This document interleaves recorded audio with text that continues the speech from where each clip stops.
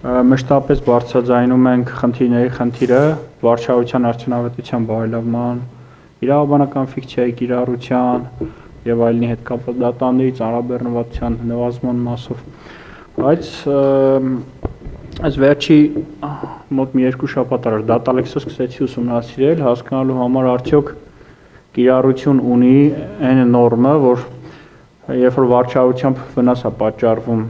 ֆիզիկական կամ իրավաբանական անձին, հետո պետական կամ համայնքային բյուջեի հաշվին այդ վնասը վերականգնվում է,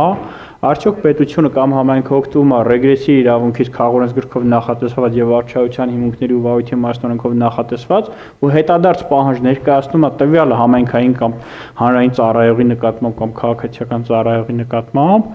պետական կամ համայնքային բյուջեին պատճառած վնասը վերականգնելու մասով ու տես չգտա ճիշտ ասած միգուցե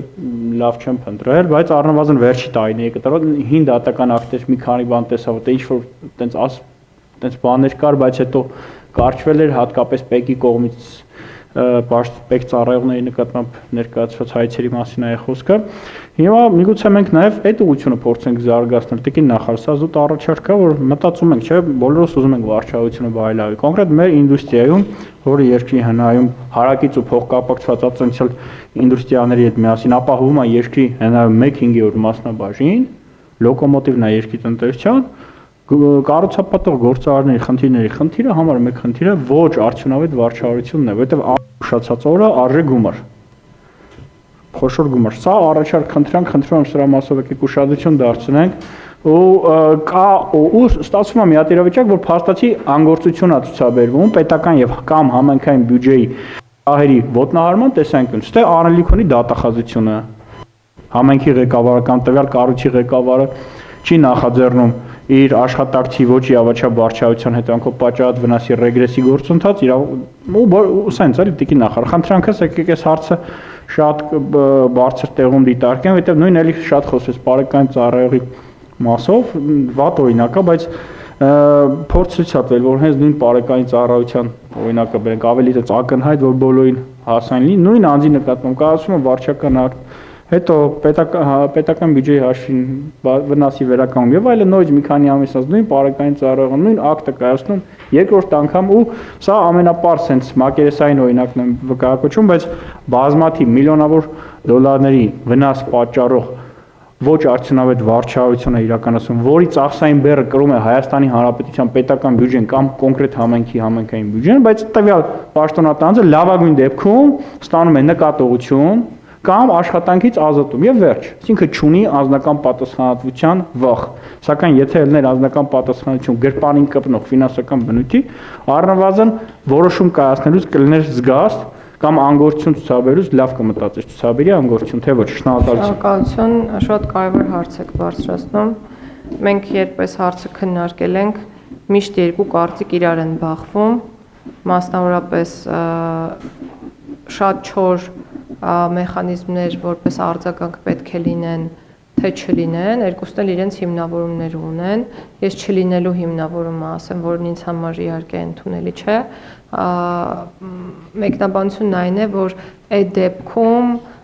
կվախենան վարչահայություն իրականացնել կամ ես քրեական գործերի օրինակով բերեմ օրինակ ակնհայտ անմեղ անձին պատասխանատվության ենթարկելու համար պատասխանատվության ենթարկվելու դեպքում ունենալով բավարար ապացույցներ օրինակ ձեռնպահ կմնան մեղադրանք առաջադրելուց այսինքն այս ռիսկը մենք ցավոք սրտի ունենք եւ այդ ռիսկը պայմանավորված է ոչ բավարար կրթության մակարդակ ցավոք սրտի ունենալով այսինքն մեր ամենամեծ խնդիրը ոնց էլ որ պատտում ենք էլի այդ նույն կրթության պակասն է մասնագիտական որակների հետ կապված խնդիրն է որը պետքա մենք ամեն ինչ անենք որ փոխվի բայց ձեզ հետ լիովին համաձայն եմ մենք վիճակագրություն ենք ուզել ֆինանսների նախարարությունից ռեգրեսիվ հայցերի պահանջների հետ կապված եւ այո դա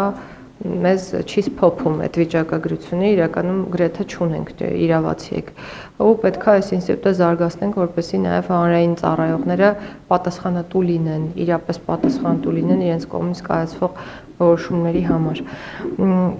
եւ ուզում եմ մի բան էլ ասել վերջին շրջանում ընտրություններից առաջ 3 եւ ավել շատ մեծ ու ընդարձակ քննարկումներ ենք ունեցել մեր գործընկեր գերատեսչությունների հետ վարչական իրավախախտումների վերաբերյալ օրենսգրքի